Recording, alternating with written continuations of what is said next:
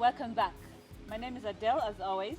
Candid talk all about growth and accountability is what we serve you. If you're new here, thank you for watching. Please do subscribe, and if you've been with us, we are really glad to have you. For every comment, for every share, we are grateful.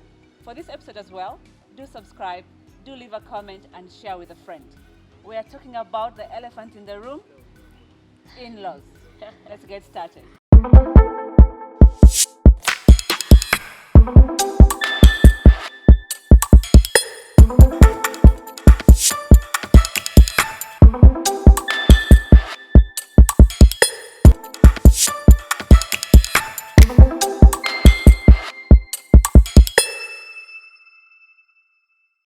Welcome back, ladies.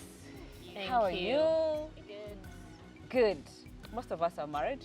All of us are married. All of us. Yeah. All of us are married, which means we came from somewhere and we went to another home. Another home which has other people, and those we call them in-laws. In most cases, I've had some issues. People saying they don't get along well with their in-laws. Is this the case?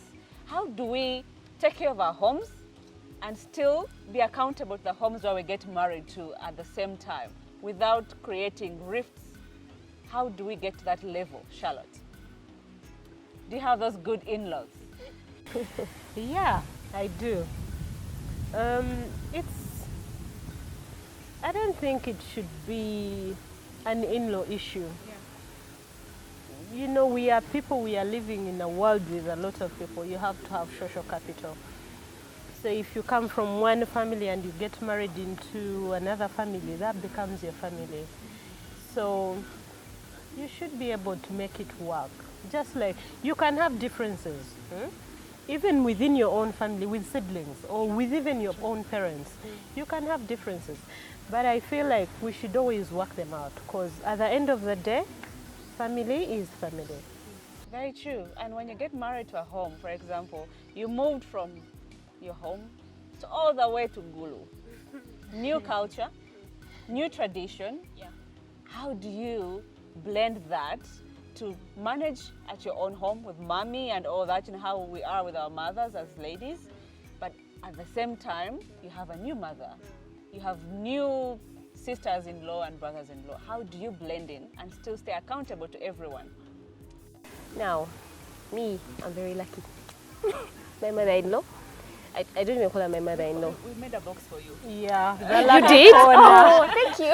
The lucky corner. And she calls herself my mother-in-law. Yeah. I love her. She's my mother. She's not just my mother-in-law, she's my mother. She welcomed me even before we were married. Yeah. It never felt like I'm marrying into a different culture or I'm marrying into a different tribe, or, you know, it was just a beautiful thing. Thank you for the lucky corner, by the way. I appreciate it. But I'm not lucky though. It's God. You see, above all, with everything we do, with all the planning we're doing, with all the relationships we have with people, you put God at the center of it all, and you know that He will take charge. Whatever issues there are will get ironed out. You won't even know how. Everything just flows because God is on your side. That's one. And they're just beautiful people. That's really nice. Just like Charlotte said, social capital. Forget about everything else as being in-laws. Yes. This can be actually social capital, and I've seen it with Irene. Now you take us through that. How is it with your in-laws? Tell us about that. So anyway, my in-laws are just the ladies. No guy, just ladies. When we were dating and I would share with people, I would tell them my husband is an only boy, last born. At that, they'll be like, how will you manage? How will you manage? I think we're in the same corner. I mean, I have ladies who are my in-laws, and he's the only guy. So I was scared about it in the beginning. I'm like, but they're not showing me that. When we're dating, they were not showing me that side. People wanted me to expect. I wasn't. I'm like, yeah, this guy is just pretending or what? Are they really this nice? Are they really this nice? Yeah. So we moved into marriage and nothing really changed. They give me my space. They love me. My mother-in-law loves me. I don't know if I'm just lucky or I'm just blessed, but Another lucky corner. the part of in-laws, I am really blessed. But then again also, I don't just sit on that and say, you know what, yeah, my in-laws love me, and I put in some effort. These boys sometimes forget to check on their sisters or mothers. Yeah. So I be thinking to myself, if Brian doesn't check on the sisters, it's going to look like I am the you one. not making it yes. happen. So I encourage him, like daily. Have you heard from mom? How is she? How? So because I keep asking, I know he has to call. Yeah. The same with my sisters-in-law. I keep saying, I will take long without seeing this one. Let's go and visit this one. I know he loves his sisters like so much, so much. But I also push it. I push it because I also have a family. True. They also love me. So surely, if he didn't love his sisters, now how is he going to love me? Or if he didn't love his mother, he didn't respect How is his he mother. going to respect you? How? How surely? How So- do you then keep the boundaries? That's actually a very important question. How do you keep the boundaries? I think they keep the boundaries because they're mature. Yeah. I think they do. Same thing? They do. I only have one, Yeah. so yeah, it's not as maybe I've not had it as tough as other people, or I haven't seen that side maybe. I don't know, but they are mature people because she's also married. I'm sure she also has in-laws. Of course. Don't treat others badly if you want to be treated very well. I have amazing in-laws as well. My mother-in-law is very calm, very good, receptive. There's nothing that can make you dislike being around them.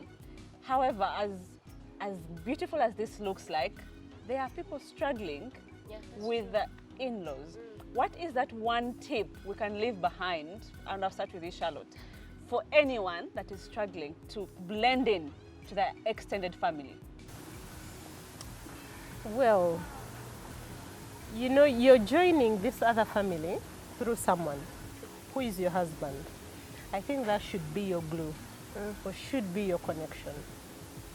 So you can always try to work on that through him. I think that would be like the best advice, because you may go to tackle it on your own and maybe go too far. Or so if you have that person that is joining you, then we'll keep you in check. Maybe the other side or your side, whoever is trying to go overboard.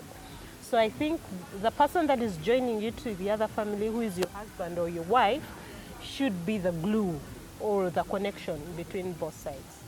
Mrs. Ogora, is it a guarantee? Is it a guarantee that you must actually take care of your in-laws family?